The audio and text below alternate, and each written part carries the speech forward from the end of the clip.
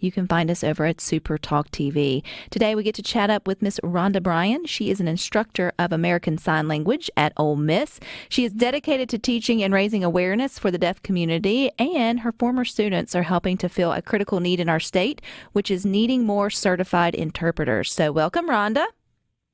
Thank you for having me. And I am so excited to have you and have this conversation, but I got tickled. If anybody remembers dorm life or college life, you never know when those fire drills or tornado drills are going to happen. So you got kicked out of your office because of a fire drill?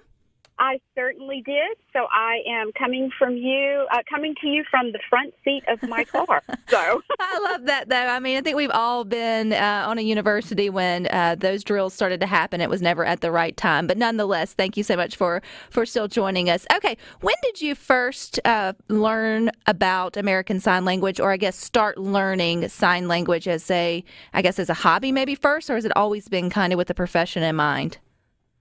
Sure.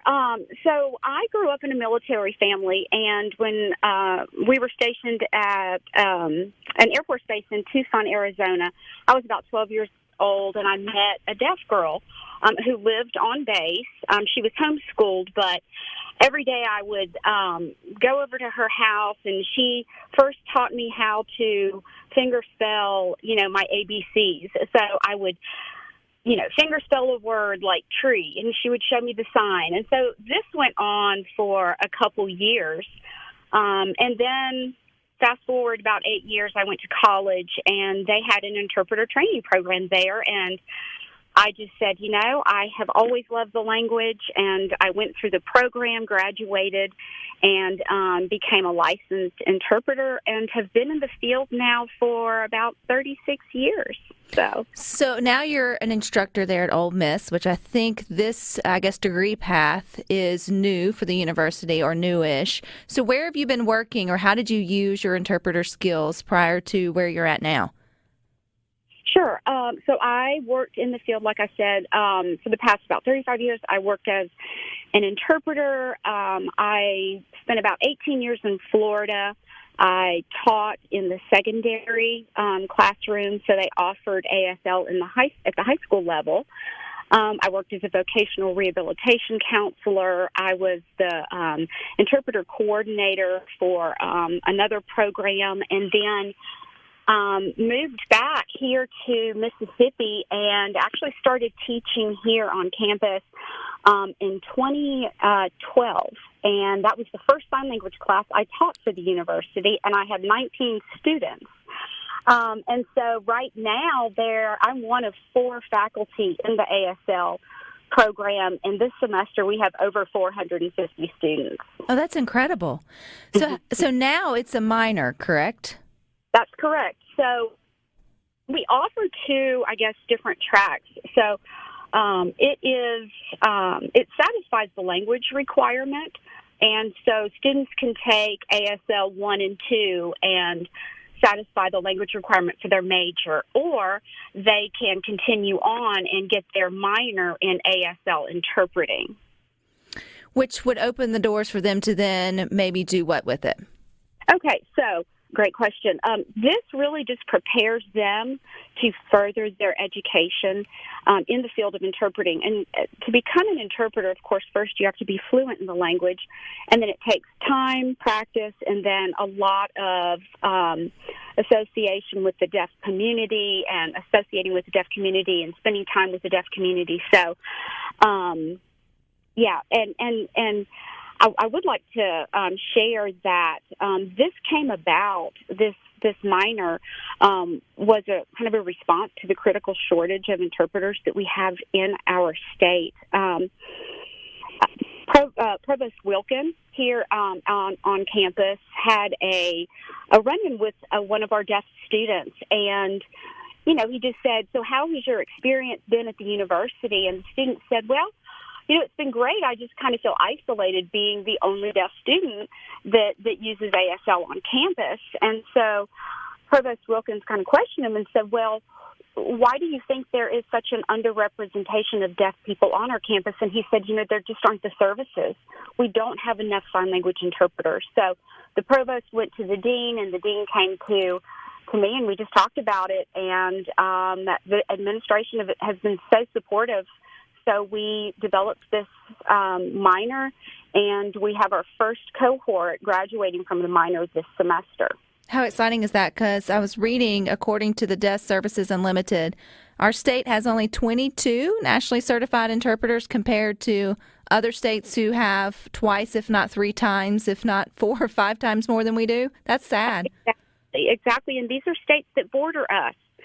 You know, Georgia has 245, Alabama has 113. So, you know, we definitely have a shortage, and this minor has been a response to that shortage. And I just, I believe that eventually this could lead into a major. So that's my hope. Well, I know, Rhonda, that if I started, or I didn't start, I learned the alphabet sometime during grade school. I can't remember. My daughter, who is in 6th grade, she has brought home once or twice like a little ruler or an index card that's got the alphabet on it, that I feel like we start introducing it, kind of like any other language. Sure. But I really feel like during the pandemic, which is a bad time to sort of think about, really interpreters got thrusted into the spotlight as something, you know, cool and fun to fun is a relative term to sort of watch. When you had all of the updates coming from your government officials and all that, for the first time, you really recognized, even though you guys had always been there, interpreters had always been there for weather events or national disasters or things of that nature, but this is something we saw almost on a daily basis when we were being addressed, and recognizing that, hey, you know, this is a whole nother language for people to be able to be engaged and get the same information in a timely way. Absolutely. I mean, my whole profession has been in this field, and it's just such a rewarding field. I always share with my students every semester. I think we all know who Helen Keller is, who was both deaf and blind, and she was once asked, of those two, which was worse, which was harder to live with, and she said that blindness separated her from things, but deafness separated her from people, which was so much more difficult because we're here to connect. And so being able to work in this field and kind of be that bridge, that connection between the deaf and hearing communities is certainly rewarding. There's also a student organization on campus there, the American Sign Language, for American Sign Language, which I think is cool, the name of it, Handband. Am I saying that correctly? Yep. So tell us about Handband. Okay, so it's student-led, and it has grown tremendously. I'm going to say we have about 70 members right now, and we perform across campus. We have a holiday performance where we sign songs. We have a performance in April when we are celebrating Disability History Month. We also sign the national anthem at the football games, and currently we are offering a free community sign language class, and that has grown as well. So we have, you know, first responders and teachers and parents with deaf children attend these classes, and Handband members come in and teach them sign language. So they are just a huge part of our program's growth. You also had a former student kind of go viral for all the right reasons. Tell us about your football player. Yes, DK. Oh, that was so much fun. So that was, I want to say 2017 or 18. He took a class with me over the summer, and it was great having him in class. Of course, all the students were pretty starstruck at first, but he's very disarming, and he just, had fun. He was funny. He was really a quick learner, and I have noticed that with my student athletes that. And I don't know if it's the work ethic, the eye-hand coordination, that visual attention, but he just picked it up so quickly. So I was thrilled that after all these years, he's kind of picked it back up and is using it on his platform, which is huge to bring that recognition to the deaf community. Well, Miss Ronda, hang on. We're up against a break. Stick with us. We got more with Miss Ronda Bryan. She's American Sign Language Instructor at Ole Miss. Coming up next. Things, streaming live over at supertalk.fm, streaming from the SuperTalk Mississippi app, and of course always on your local SuperTalk Mississippi radio station. And you can watch us on SuperTalk TV on your computer or your mobile device. Continuing our conversation with American Sign Language instructor at Ole Miss, Miss Ronda Bryan. Now, one of your former students, Ronda, Seattle Seahawks wide receiver DK Metcalf, he kind of went viral, which we were talking about. So was he a student before he became an NFL football player or after? Yes, before. So Okay. he was a student here. I believe he was in his junior year when he took my class over the summer. Okay, and so now he learned his sign language there, and obviously some football skills that carried him later in life, and so he started using that on the field. Now, does he have hearing impairment? No, he does not. And I've seen interviews where he talked about he's just kind of a lifelong learner. He likes to play the guitar. He, just and as far as the sign language was concerned, he was kind of using that to trash talk, I guess, and not get in trouble for it. But the result was just, which is yes, hilarious.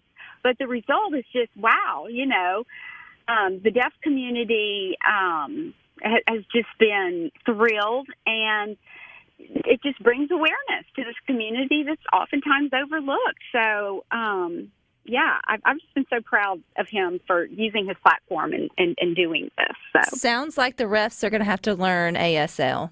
Rhonda. One more thing to add to their list of things to look out for. But it is those special moments where it brings these things to light. I think it's really cool. You guys are fisting to graduate 400 are fisting to go through your program there at Ole Miss.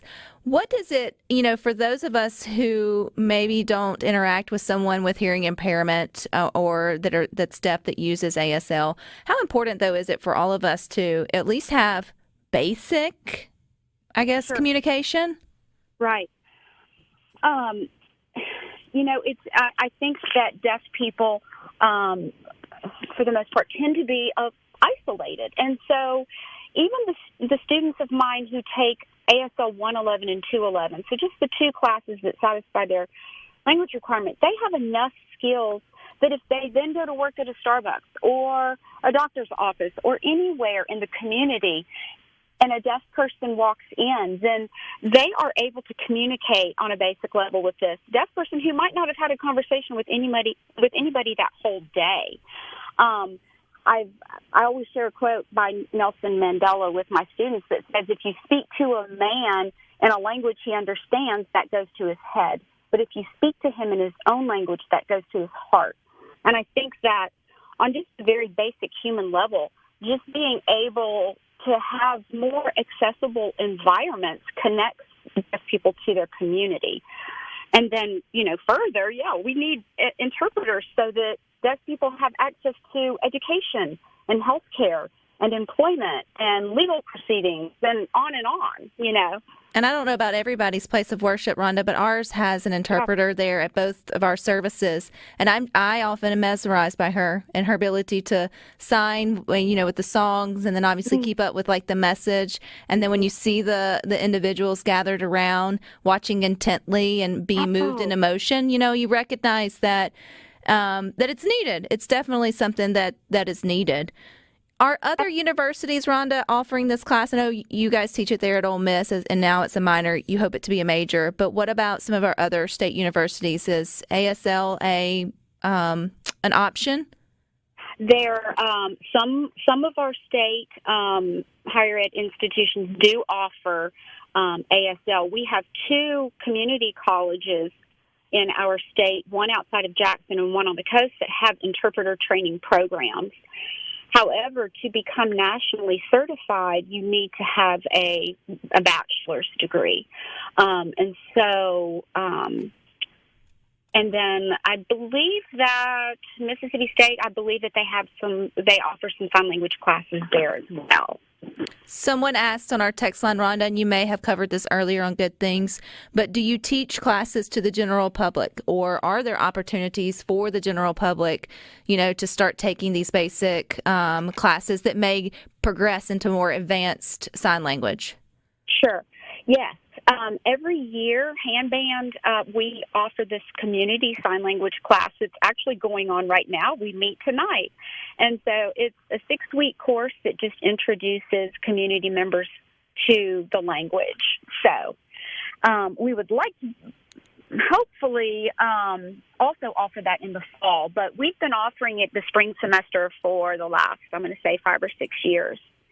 Well, good deal. I hope more people definitely get into it. You know, Rhonda, I was sitting here thinking, you always call it sign language, but I know it's American Sign Language. And then I thought, well, are there other language, sign language? Is sign language not a universal language for those in the deaf? Or, like, is there Spanish sign language? Is there? Yes. Oh, how confusing. I wish that it was international because I could really travel and do some interpreting.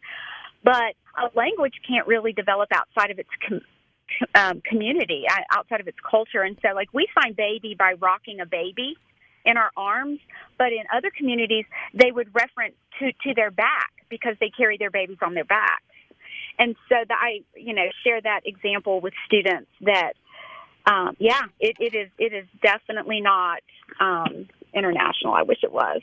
Yeah, I mean, but that's the first. I never, it's not something if you don't need to think about it every day. But then also too, that opens those up that are interested in the language. Look at all the opportunities you could have to travel the world, or to, have these really unique opportunities for jobs. Even like, would it be fair to say if you were a certified interpreter, could you have like side gigs? Could you be there for, have job and this be on your side? Or is it something, I know you teach, but outside of like teaching others, could you make a full-time living being a certified instructor? A certified interpreter? Or interpreter, sorry. Yes, ma'am. Oh, yes, absolutely. I currently interpret. I teach full-time, but I also interpret for deaf students on campus. So it can be, a side job, but I worked for years as a full-time interpreter on campus, and then I've at the school systems, the K through 12 school systems, they hire full-time interpreters, freelance interpreters, and then video remote interpreters. So there are interpreters that just kind of work as an operator and relay messages between the deaf and hearing communities over the phone, and so. I think people need to know these more opportunities. I mean, I think it would be a really rewarding and then unique job to sort of have. To me, I would have loved to have had this as a language credit in college instead of the terrible Spanish I do not remember. And so it's such an interesting field in that if you can think of anything from birth, I have interpreted the birth of babies. I have interpreted funerals and everything in between, because think of all the things that you do in your day-to-day life, and go for a job interview, go, to the doctor's office. You need to have an interpreter if you're deaf. So those that do find themselves either born deaf or, I guess, go through hearing loss and then become deaf, do they go to the special schools for that to learn it? Because they have to learn it also, right? Just because you lose your hearing doesn't mean you learned how to sign. That's exactly right. And that's a great question, because what a lot of people don't know is 90% of deaf children have hearing parents. And so there's that challenge that need for early in intervention. And so, signing from birth, if the parents are hearing and don't know sign language, how does that happen? So a lot of times the parents are learning the language along with the child. We do have a school for the deaf that's in Jackson, and so a lot of deaf students do attend school there. However, it's a residential school, and a lot of parents, who live too far away from the school will end up mainstreaming their children, and then if the child does end up using sign language, then they need an interpreter. So many options, but also so many good things. I think I'm reminded, Rhonda, is it the Hershey's commercial where the boy learns how to sign to give the young girl a Hershey bar? That's right. I mean, you just see it so much. I mean, in so many different commercials. The Super Bowl halftime show was interpreted. The national anthem is always interpreted. And there are movies out there that the theme is deafness. And and then people like DK who shed light on it as well. So, well, I appreciate you shedding light on it today here, Miss Ronda. We've got people on the text line interested in your classes, so hopefully they'll show up to Handband. Tell them Good Things sent you, and you're welcome back anytime. Great. I appreciate you having me. Thank you so much. All right, you guys stick with us. We got more for you coming up next.